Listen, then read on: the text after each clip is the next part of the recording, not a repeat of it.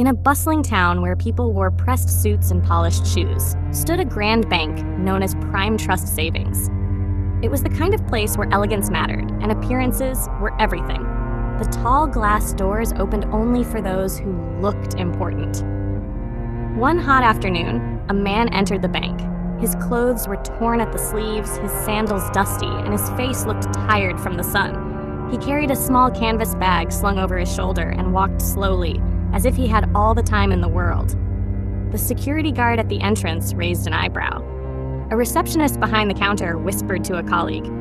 "Look at him," she said, chuckling. "Probably another beggar asking for change." The man walked up to the front desk and said in a calm voice, "I'd like to speak with the bank manager, please." The receptionist looked him up and down. "Sir, this is a private bank. You can't just walk in here like that. Please leave before we call security."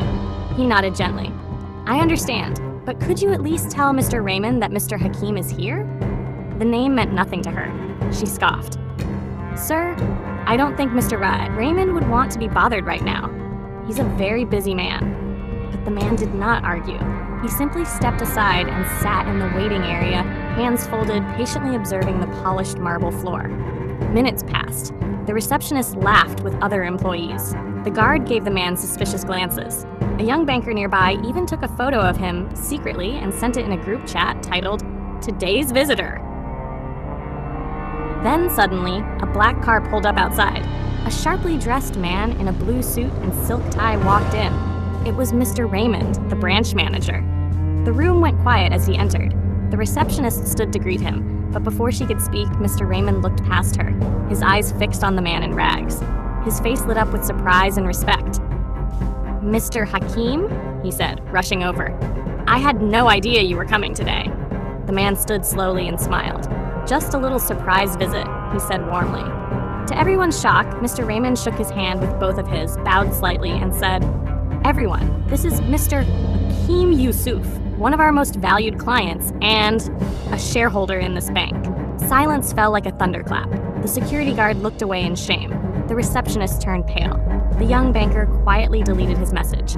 Mr. Raymond turned to his staff and said, "Let this be a reminder. Never judge someone by how they look." As Mr. Hakim and Mr. Raymond walked into the VIP office, the staff stood frozen, realizing the weight of their mistake. Inside the luxurious VIP room, Mr. Hakim sat on a leather sofa, sipping green tea. The walls were decorated with certificates, awards, and photos of bank executives, but none of it impressed him. Mr. Raymond, still a little nervous, asked, "Would you like to check your accounts, or perhaps discuss the investment reports?" Mr. Hakim smiled kindly. "No, Raymond. I came here today for a different reason." Raymond tilted his head. "Oh," Mr. Hakim glanced at the glass wall looking out at the lobby. The staff outside were still whispering, embarrassed, looking away every time his eyes met theirs. "I've been watching how your staff treated me the moment I walked in," he said calmly. "I wore these clothes on purpose today. Do you know why?" Raymond swallowed. "To test us?" "To remind you," Hakim said, "of something you may have forgotten. That respect is not reserved only for the wealthy. Every human being deserves dignity, no matter what they wear." Raymond nodded slowly, ashamed. "You're right. I sincerely apologize for what happened." Mr. Hakim placed his teacup down. "You see, I used to be homeless. I used to sleep behind this very bank when I had nothing but a worn blanket and a hungry stomach. Back then, no one gave me a second look." Raymond looked stunned. Mr. Hakim continued, "But I worked, I saved, I failed, I built again. And eventually, I became who I am today. Wealth is not in appearance, it's in character, effort, and vision." There was a long silence. Then Mr. Hakim stood. "I'm not angry, but I hope what happened today becomes a lesson. Not just for you, but for your entire team. If you want to serve the public, then treat everyone with respect.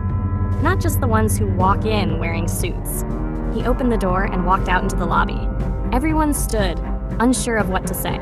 Mr. Hakim gave a small bow and said, "Thank you for your hospitality. I hope next time you welcome every soul who walks through that door, not just their clothes."